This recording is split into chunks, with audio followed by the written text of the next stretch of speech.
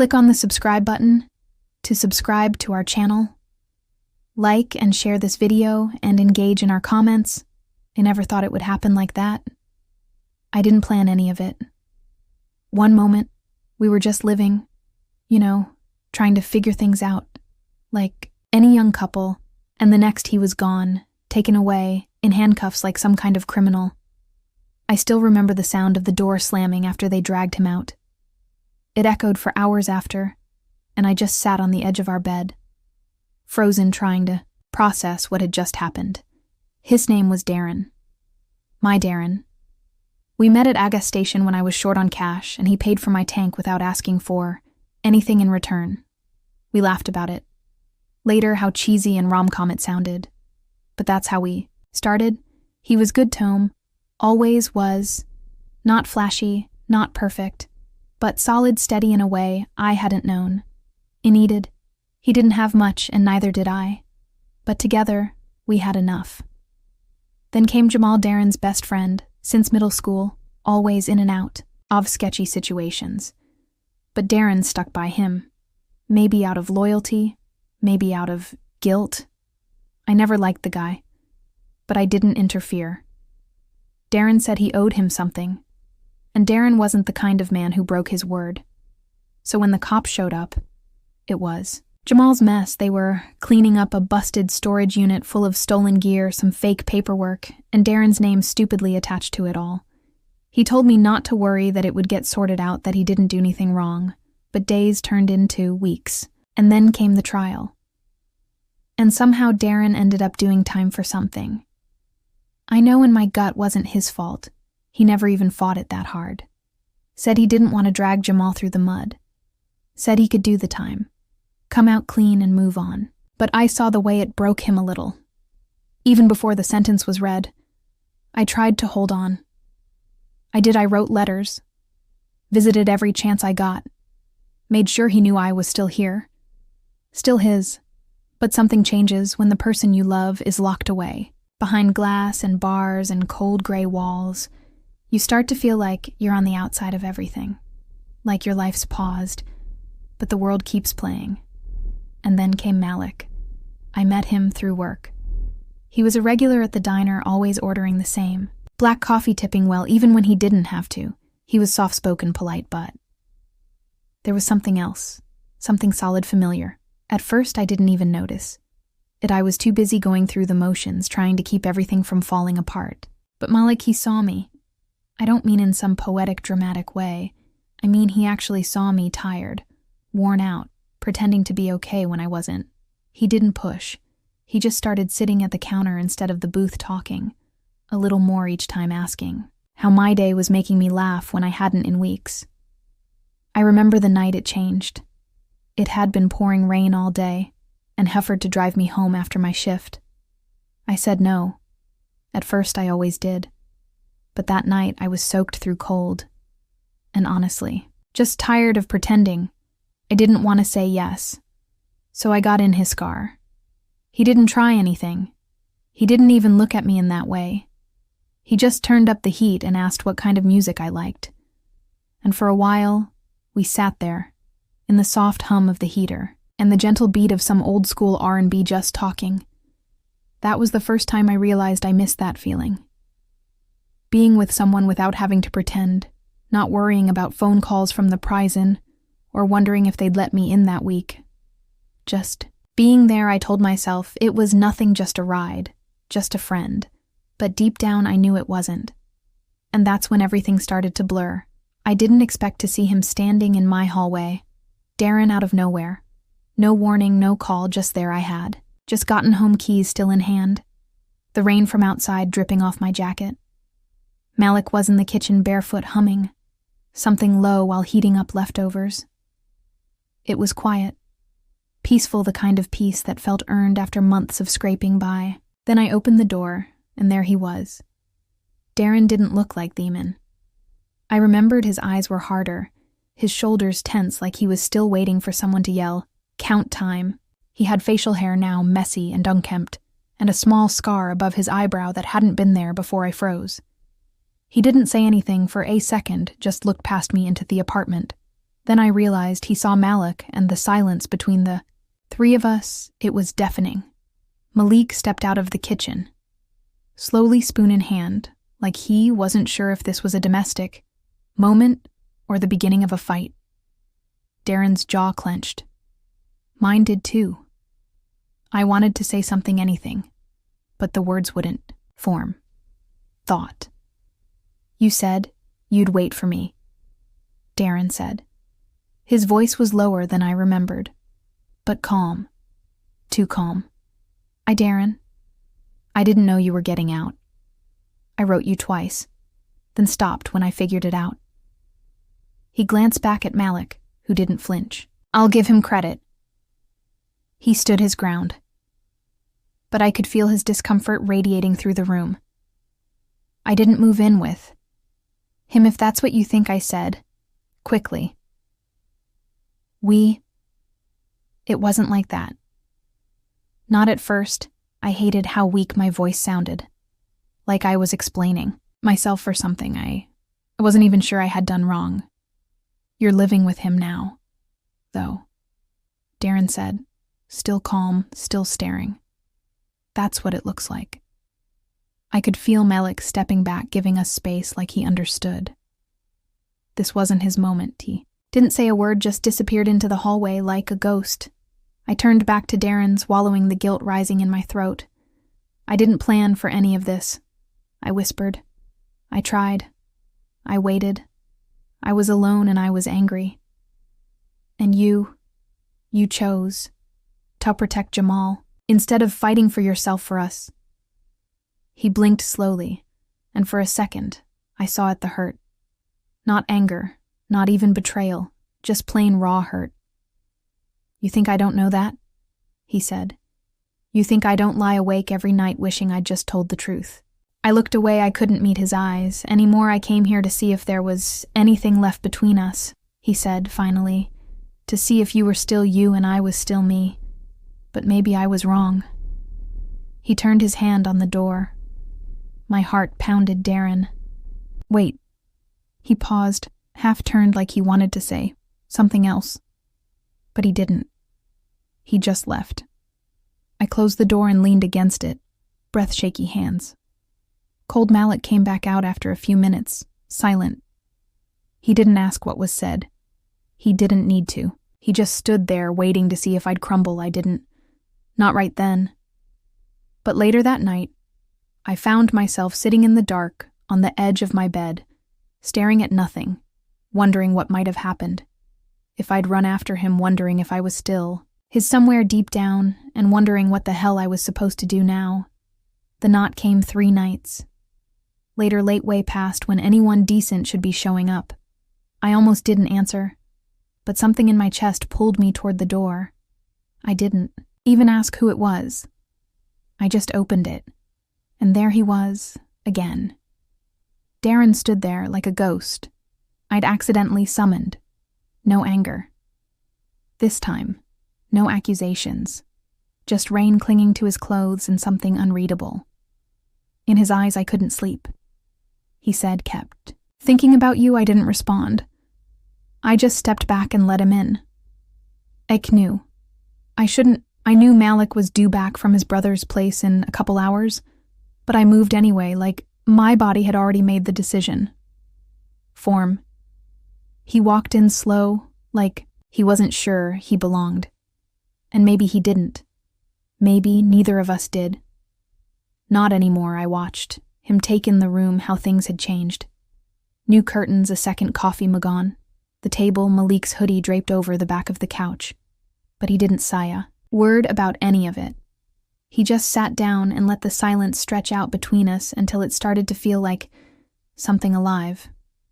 I should hate you, he said finally. But I don't. I didn't mean for this to happen.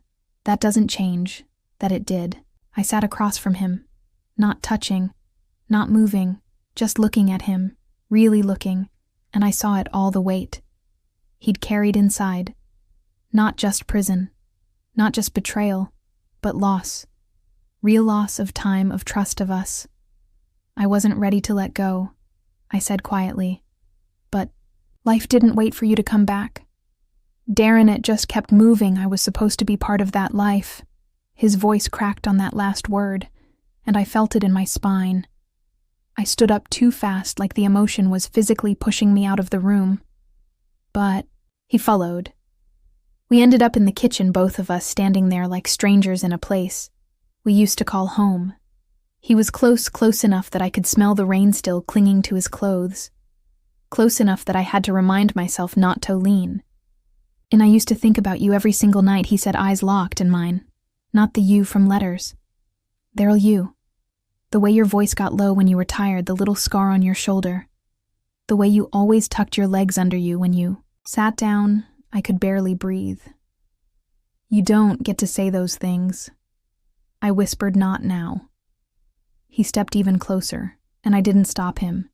His hand brushed mine, light barely there, but it sent a shock through my chest. "I don't want to mess up whatever you've built," he said, "but I needed to know if there's still anything real. I should have pulled away. I should have told him no." But he didn't. His hand moved to my waist, gentle, hesitant, and for a split second I let it stay. I let myself feel what it would be. Like to fall right back into him, to erase everything in one breath. But then, my phone buzzed. A simple vibration on the counter. One look at the screen and everything snapped back into place. Malik on my way back. "Want anything?" Darren saw it. He didn't need to ask. His hand dropped from my waist, and just like that, the moment was gone. "I should go," he said, voice flat again. And this time I didn't stop him, but I stood there long after. The door shut. Heart racing, hands shaking, haunted by the simple truth.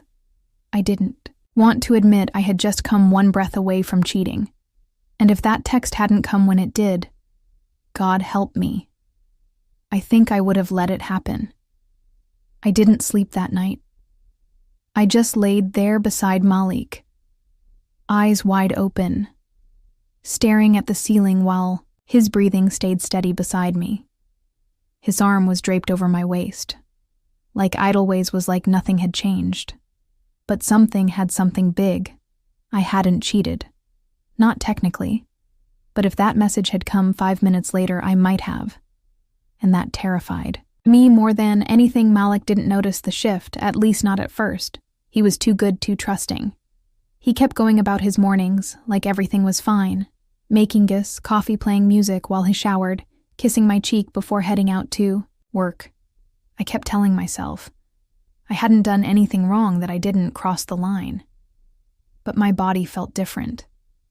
Like it was carrying a secret it wasn't built to hold. Darren didn't reach out again, and I didn't see him for weeks. But I felt him everywhere. In the songs that came on the radio, in the quiet moments when Malik would talk about the future, and I'd zone out picturing a different one with someone else. And then one evening out of where Malik asked me, "Do you still talk to him?" I froze. We were cleaning up after dinner, and his voice was so casual, I almost missed the weight behind the question. "Talk to who you know who?" I looked at him, and there it was, something in his eyes. No danger, not suspicion, just awareness. Like he'd picked up on something I hadn't realized I was giving off. "No," I said, "not since that day." He nodded slowly. "Did you want to?" I didn't answer right away. That pause, that 1 second of hesitation, it said more than anything I could have explained. Malik put the dish towel down and just stood there, hands on the counter. "I know he meant something to you," he said. "I've always known, but you've been distant lately, and I'm not stupid, Abe." Something shifted after he came back. I swallowed hard, throat tight. "I didn't cheat," I said softly. "I know," he said. "But did you almost silence?"